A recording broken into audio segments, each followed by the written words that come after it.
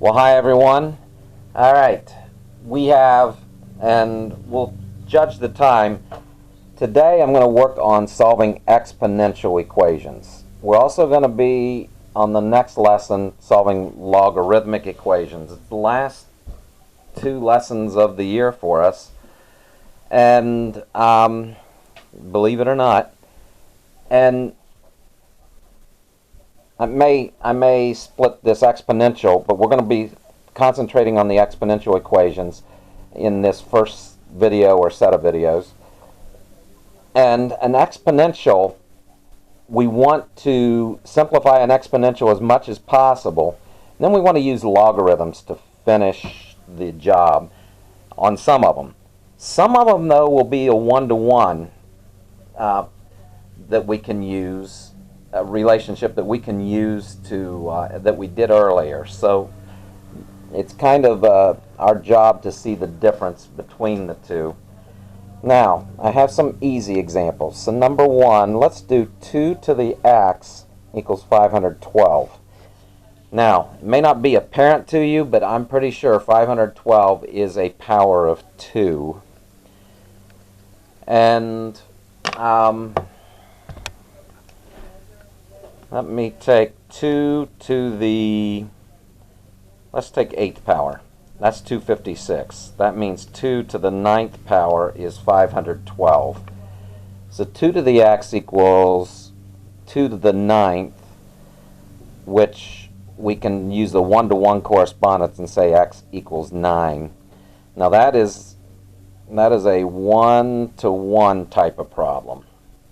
The other ones that we might be is using the inverse, changing after we get exponential simplified, we use logarithms. All right, now the second example I have. Let's look at 5 minus e to the x equals 0.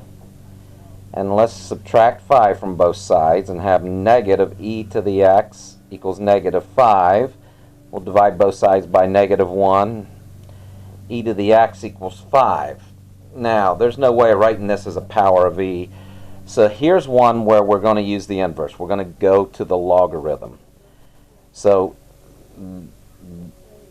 rewrite as a natural log. Or actually, not rewrite as a natural log. I'm going to just take the natural log of each side. So I'm going to take the natural log. We're going to use the inverse. So that, just kind of ignore that for a second. Natural log of e to the x equals the natural log of 5.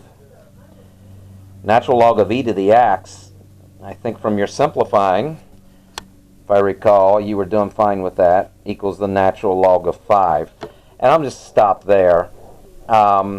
That's the exact value. If I wanted an approximation, I would take the ln, natural log of 5, and that is approximately 1.609. We will round to thousandths when we do these problems. And a lot of these equations, we will do that. Let me take another one. Third example, 9 to the power of x equals 1/3, equals 1/3. Now, I see 3, I think that's a power of 3. That's 3 squared to the x. And 3, this is 1 over 3 to the first. Remember doing this, the negative exponent? And then if I do the property here, I multiply those exponents. 3 to the power of 2x equals negative 1. And then if I do a one-to-one correspondence here, I got power of 3 on both sides. 2x is equal to negative 1, and x is negative 1/2. So these are kind of some of, and this, once again, we used a one-to-one correspondence rather than the second one. We get to a certain point, and then we just take the inverse function of both sides. The inverse of e to the x, that's a natural log. So we're either going to have the exponential simplify as much as possible and then use logs to finish, or we're going to use a one-to-one whenever we can. So it's our job just to kind of figure out what's the best case for each one. All right.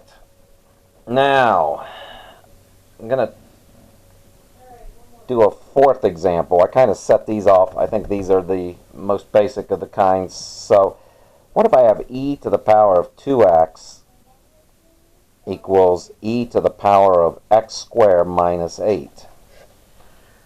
Now, this is a one-to-one. These both powers of e, so the exponents must be equal. 2x equals x squared minus 8. If I subtract 2x from both sides, I'm going to use a quadratic here. X squared minus 2x minus 8. And when I factor that, okay, multiplies negative 8, adds to negative 2. I think that's negative 4 and positive 2. And if I set each one, x minus 4 equal to 0, and x plus 2 equal to 0, x will equal 4 here, x will equal negative 2 here. I am going to check real quick. So if x is negative 2, I got negative e to the negative 4th here, and negative 2 squared is 4. 4 minus 8 is negative 4. So I got e to the negative 4th on both sides. If I use 4, 2 times 4 is 8. 4 squared minus 8, that's 16 minus 8 is 8, so e to the 8th equals e to the 8th. These are both solutions here. So this one has 2 solutions. Alright, and do keep in mind, we used a one-to-one to get that one done.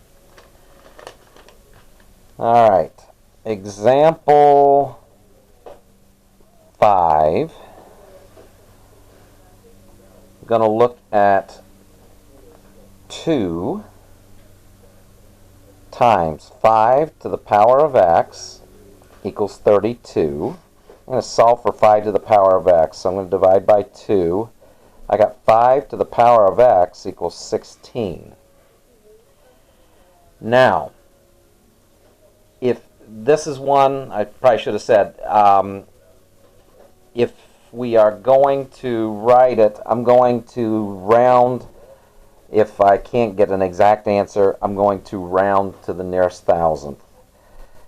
And at this point, we got this exponential. I don't see any way of writing this as a power of 5 or anything similar to this. So what I'm going to do is take the log base 5 of 5 to the x and the log base 5